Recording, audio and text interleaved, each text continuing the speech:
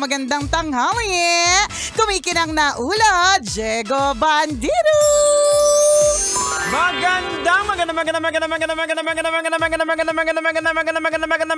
Magandang tanghali. Kumikinang ina. Nicole Yala. Naks. Pang-Christmas chorus na talaga. Grabe! Unang Monday of December. Dire-diretso na to. 22 days, 11 hours, 36 minutes, and 20 seconds. Ay, nako, grabe. Kanina sabi na nga anak ko, how many days before Christmas? Tapos sabi ko, ganyan din, 22 days. Ganon ka-specific. Tapos sabi niya, it's so long. Kasi alam mo siguro, pag iba talaga ang POV ng bata at ang POV ng matanda pagdating sa Pasko. Tama. Diba? Yung bata, dahil excited na excited, parang ang tagal-tagal-tagal. Parang ang bagal ng mga araw bago dumating si Santa Claus. Tsaka iba talaga yung mga concerns nila. Yung bunso namin, yun yung tanong niya sa akin kanina, kung mayaman daw ba si Santa Claus. Tapos kung kaya niya daw ba, si Santa Claus daw ba, kayang gumawa ng, ang dami yung mga tanong, di ba? Pero ibang-iba na talaga ang POV ng bata. Kaya habang bata pa, kayo, naku, enjoyin niyo po yan. Correct. Kasi sa ating mga matatanda, ang bilis lang kasi ang dami nating mga trabaho, ang dami nating commitment. Ang daming commitment, ang daming ginagawa. So, ang bilis talaga ng takbo ng araw. Correct, di ba? Kailan mo lang sinabi na birth month mo yung November? Correct. Ako naman, birth month ko na ngayon December. Diba, parang last week lang natin pinag-usapan eh. Parang bago lang ang lahat. Ako nga, Diego, parang very fresh pa sa memory ko yung sinuot ko, yung pinost kong aura-aura na eksena sa Via Apia. Tapos nag-Christmas party na ulit yung Mayat de la Rosa, yung de la Rosa Group of Companies. Diba? Parang natatandaan ko pa, hindi ko pa nga nalalaban yung damit ko last year. Kasi alam mo, kapag ang isang damit, parang kailangan siya i-dry clean. Inaano ko siya, Jegs, iniipon ko siya. Kasi nag-ipon muna ako ng pera para pag-dry clean. Kasi may kamahalan yung dry clean. So, ganun ba? Hindi ko alam yun. Alam ko naman kasi nagpapagpag ka lang. Pagpag lang. Kasi madami kasi akong damit na dry clean dapat. Hindi pwedeng ipa-washing, ganun. So tanda ko pa, nilagay ko pa siya sa isang plastic kasama ng mga hindi pa napapa-dry clean. Tapos isang taon na pala yung nakalipas, nag-Christmas party na agad sila. Ganun kabilis. Parang kalalagay ko lang nung damit na yun dun sa dry cleaning, supot Tapos kagabi nag-Christmas party na yung De La Rosa Group of Companies. At umpisa na talaga ng mga Christmas party. At lahat ng mga ganap. At yung POV ng mga matatanda kapag Pasko, simoy ng gastos. Yan. Kaya malalaman mo talaga Malalaman mo talaga kapag adulting is real. Kapag yung Pasko, hindi ka excited ka na hindi masyado. Correct. Kasi alam mo na kapag Pasko, extra ang gastos. Yan. Ang iba naman yung POV nilang, kagaya naman sa amin sa church, nag-planning na kami for next year. Ayan na, di ba? Pero nag-planning kayo for next year, pero ibig sabihin, sigurado na lahat ng mga mag-a-approve ng mga plano hanggang end of December nandyan. Kasi karamihan po sa mga office, mga 2 weeks lang pong busy yung mga tao. Pag December!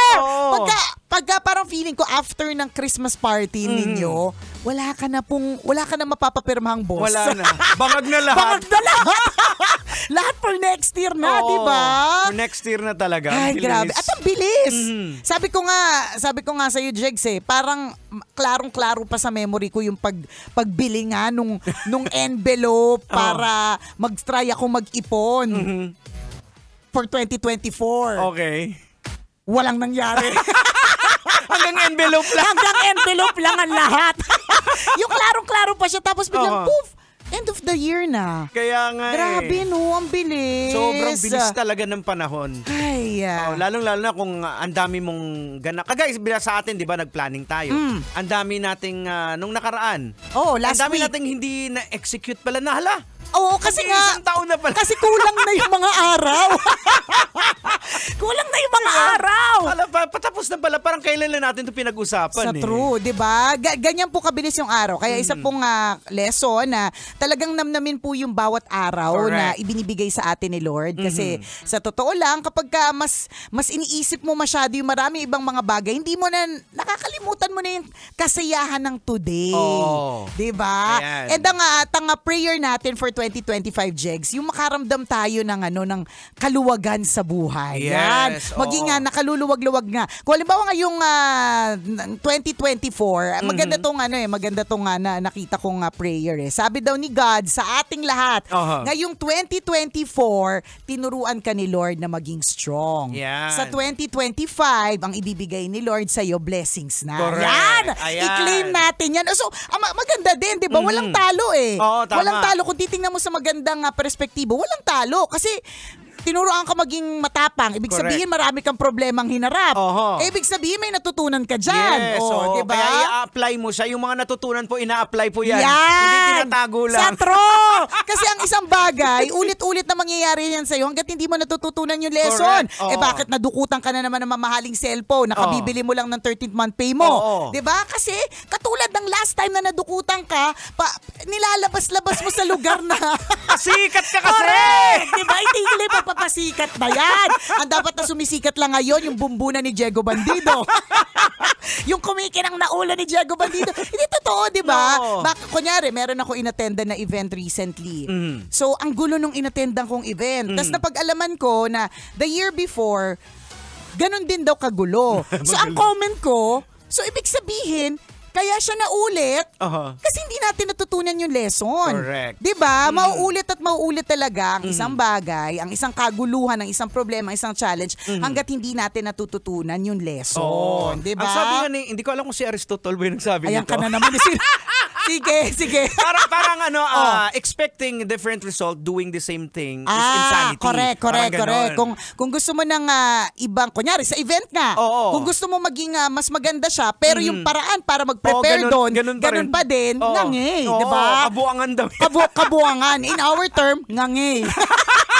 So sabi ni Aristotle, 'di ba, kabuangan. Sa atin, ngangi, nganga. Paulit-ulit yung ginagawa mo pero nag-i-expect ka ng ibang resulta. Correct. Hindi mangyayari 'yon. 'Di ba? Gusto mong lumago yung negosyo mo, pero yung strategy mo ganun pa rin. Gusto mong dumami yung sorry. Kaibigan mo. Pero yung strategy mo para magkaroon ng friends, wali. Hindi ka lumalabas. Correct, may ugali ka pa. So ngangi ulit, di ba? So for 2025, yan yung maganda eh. Medyo tingnan natin ano ba yung mga goals natin for 2025 na yun, sana na maging nakaluluwag-luwag na. Meron nga ako nabasa na na isang post ng tungkol sa ang sabi niya, hindi na masyadong masabaw yung noodles namin. Okay. So under that post, ang dami nakarelate na ito yung mga senyales na malayo pa pero malayo na. 'Di ba? Yung parang hindi pa ganoon ka sobrang nakaluluwag-luwag pero maluwag-luwag na. Yan, 'di ba? So kung dati ang noodles sobrang sabaw ang dami na halos wala na lasa yung beef. Malalaman mo na kaluluwag-luwag na kapag halimbawa, hindi na ganun kadami yung sabaw noon. Yung sakto lang. Sakto lang yung sabaw, yung dun sa noodles at dun sa seasoning, sakto lang yung tubig. Ganun, di ba? Sa akin nga, isang indikasyon yung kapag hindi na masyadong manipis yung pagkakahati sa meatloaf. Kasi kami... Nipis-nipis. Pagka-nipis-nipis. Yung alam mo talagang yung pinahaba mo yung buhay nung binuksan mong meatloaf o binuksan mong spam. Yung minsan ka lang magkaroon ng ganyan. Kaya yung paghati mo sa kanya, pagka-nipis-nipis. Yung wala namang babaon sa ilalim ng kanilang chorizo. Correct. Pinagtatago eh. Sa Kasi nga, di mo na kailangan magtago. Bakit? Nakaluluwag-luwag ka na. Yan ang prayer natin for 2025. Ikaw ba nagsiset ka pa ng goals? Or literally ka na, parang bahala na si Lord kung anong plano niya para sa akin? Well, meron ka pa rin din namang goals. Pero again, hindi ka na nagbabank on doon sa goals na yun. Kasi si Lord na bahala. Correct. Kasi kung wala ka namang goals, parang ano namang gagawin mo, di ba? Super nga ka na lang, naghihintay ka na lang ng grasya. Hindi rin namang ganun. So kailangan, gusto rin naman ni Lord, kumikilos-kilos ka din. Wag mo lang iasa sa kanya. Correct. Pero importante din yung 2025 kasi magkakaroon tayo ng eleksyon. Ayan, yan ang pinaka-importante. Sa Alam niyo na, lalo. magulo yung politika natin ngayon. Kaya next year. Yun ang goal natin na makapag-pwesto tayo nung talagang pinagdasalan natin. Correct. Na talagang gagawa ng gagawa ng mabuti para sa atin. Pinag-iisipan po talaga natin. Kasi dati parang wala lang ganito. Sige, pwede kaya na to. Friend daw to ni di ba? Okay na to. Maski sa mga party list, yung parang may mailagay lang, ganyan. Sa bagay, wala rin ako masyadong alam sa mga party list di ba? Wala, yung maraming ang sabi na yung party list parang ginagamit lang siya ng ilang mga politiko. Mag-ingat ka. Sabi nila! Hindi ba ako nagsabi nun? Yan! Maganda yan. Sabi nila. Hindi ito nang galing sa'yo. Hindi. Sabi nila. Sabi nila. Diba? Statement nila yan. Diba? Hindi namin alam kung totoo. Wala kayong basihan, diba? Uy, oo nga, next year. Ayan. Sa election year again. So, sana at naway maipwesto po ng tama. And feeling ko, Jegs, ang mahalaga din dito talaga yung within your barangay, maipwesto yung mga talagang dapat. Kasi yan yung napansin ko ng pandemya Pagalingan talaga ng mayor, pagalingan ng barangay chairman. Nagkalabasan talaga yung mga magagaling, may natitira pang pondo, merong contingency plan noong pandemic. At doon mo rin nakita yung mga walay. Correct. Yung mga ngangay. Yung mga na nangyari, di ba? Natatandaan ko nung pandemic, Jex, talagang pinaglaban ko talaga na makatanggap ako ng ayuda. Kasi yung bang maramdaman mong parte ka ng komunidad. Yung pinagbayaran mong buwis, maramdaman mo rin din. Tsaka ang sarap sa feeling na binigyan ka ng binigyan ka ng bigas, inabutan ka, parte ka ng community. Tama. Di ba? Kaya yun yung mga ilalagay po natin talaga dyan. Tama na po yung, kasi sabi ng ganito, kaibigan siya ni Kumars, diba? So pagdadasalan talaga natin ang ating election next year. At sana walang kaguluhan. Iwasan po natin maging fanatic. Kasi pagiging fanatic, doon tayo nagkakagulo-gulo Ayan. Dapat issue-based tayo. Nax, ano yung issue-based, diba? Ano ba yung issue niya? Basta tali-talinuhan tayo. Tama na po yung tanga-tangahan. Tapos nagkakaturuan, nagkakasisiyan. Sino po naglagay sa kanila? Hindi po ba tayo din naman po? Pag nagkagulo-gulo sila wala lang sa kanila. May mga kanya-kanyang bahay. Kaya nga, pwede silang pumunta sa ibang lugar. Tayo yung magsisisi dito, yung hirap. Diba? Yung epekto talaga. Tama. Kaya yung mga hindi masyadong maganda na nagawa natin in the last election or in the last year, itong 2024, sana wag na nating dalhin sa 2025. Kaya ang tanong ko po, yung pagiging marites mo ba, dadalhin mo pa sa 2025? Yung pagiging pakialamera mo ba, ay dadalhin mo pa sa 2025? Sagutin ang mga tanong na yan. Ito ba'y nakakatulong o hindi? Correct. Kung man nakakadagdag yung pagiging marites, atribida, pakialamera, nakakadagdag ito ng kasamaan ng ugali. Nakakadagdag ito sa pagbilis ng pagbulok ng pagkatao. Kung hindi mo talaga mapigilan yung pagbratatat ng bunganga mo, kagaya ni Nicole. Gamitin mo na makapag-spread ka ng good vibes. Totoo yan. Diba? Kasi pwede naman Alam mo, natatandaan ko yung diba dati, ang gamit namin ni Christopher noon is balahura at balasubas. Kasi nung nag-uumpisa kami talaga sa Love Radio, hindi na nag-iisip ko ano yung magiging impact sa mga tao. Basta makapag-entertain lang, makapagpatawa. Diba? Kahit balahura na at balasubas yung dating. Which, in all fairness naman, talagang pumatok. Kasi mahilig naman yung mga Pilipino sa comedy. Yun yung humor natin. Yun naman yung gusto natin diba? Yun naman yung gusto natin. Tapos, it took one special person to tell me na, alam mo ba na yung boses mo sa halip na, hindi naman sa sinabi niya sa halip na maging balahura ka lang. Parang ang sinabi niya is, pwede mo pa siyang gamitin in a more positive note. Na hindi lang siya ito pagdadaldal at kung ano-ano lang yung pwede mong sabihin. Isipin mo yung influence na pwede mong ibigay dun sa tao. So, ibig sabihin nun, ano yung pwede mong sabihin na makakapag-influence positively dun sa tao. Correct. Hindi lang yung kung anik-anik na bratatat, di ba? Ika ni Diego. Totoo Oo, tama. Gamitin mo na lang din yung pagiging marites mo, gamitin mo to spread good news. Yan, yung pwede magandang balita. Yung hindi, parang hindi toxic yung dati. Alam mo, isang araw iiwasan ka na ng mga tao. Kasi mapalapit ka pa lang. Ayan na siya. Papasok mo sa loob ng bahay. Hindi ka pa mangungutang yan, ha? Yun lang enerhiya mo na nangingialam, yung enerhiya mo na negatibo. Correct. Iiwasan ka na ng mga tao niyan. Alam mo yung feeling ng mga ngaruling ka, palapit na lang kayo sa bahay, papatay ng ilaw. Walang gagalaw hanggat hindi lumalagpas yung mga ngaruling. Diba? Isang araw magiging ganyan kasi iwasan ka na ng mga tao. So, wag mo nang dalhin yan. Tama. Sa 2025. Lalong-lalo na kung ito yung mga hindi masyado magandang ugali na naging dahilan kung bakit ikaw ay napahamak. Yan. May mga ganyan tama. Mapapahamak ka dun sa mga sinasabi mo kaya minsan tahimik ka na lang.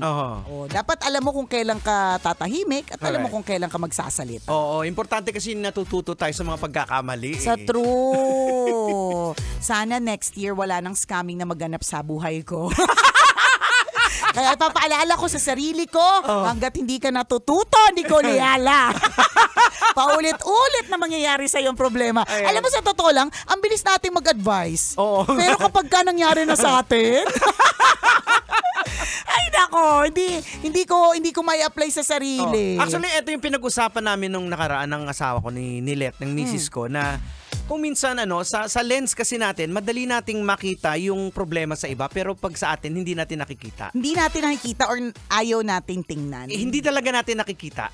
Hindi natin nakikita. May mga time talaga na akala natin maayos naman yung ginagawa natin, pero para sa iba pala, hindi maganda. Kaya nakakapag-comment ka sa iba na feeling naman maayos naman siya, pero may nakikita ka. So, kung halimbawa, marami na taong nagko-comment ng ganyan, maniwala ka din. Isang patunay lang yan, sabi ko nga sa kanya nobody's perfect. Wala talagang perfecto. Walang perfecto. Diba? Meron talagang ipipinta sa atin. Meron at merong ipipinta. Sigurado't garantisado. Kahit anong gawin mo pa, di ba? Tumutulong ka na nga. May sasabihin din. Meron pa rin talaga. Diba? Nagpakain ka, may sasabihin. Sabihin ng pasikat ka. Correct. Oo nga. Halimbawa, tumutulong ka sa kapwa tapos pinopost mo, ano sasabihin? Grabe naman ang pagtulong, pinopost pa. Diba? So may sasabihin at may sasabihin. Lagi. Kasi nga, wala naman talagang taong perfecto. Pero let's do our best na iwan na sa 2024. Tama. Oras natin, 12:39. Ako pong kumikinang naulo, Diego Bandido. At ako ang kumikinang ina mo na si Nicole Yala. Kailangan pa bang i-memorize yan? Basic! Kailangan pa bang i-memorize yan? Love Radio Basic!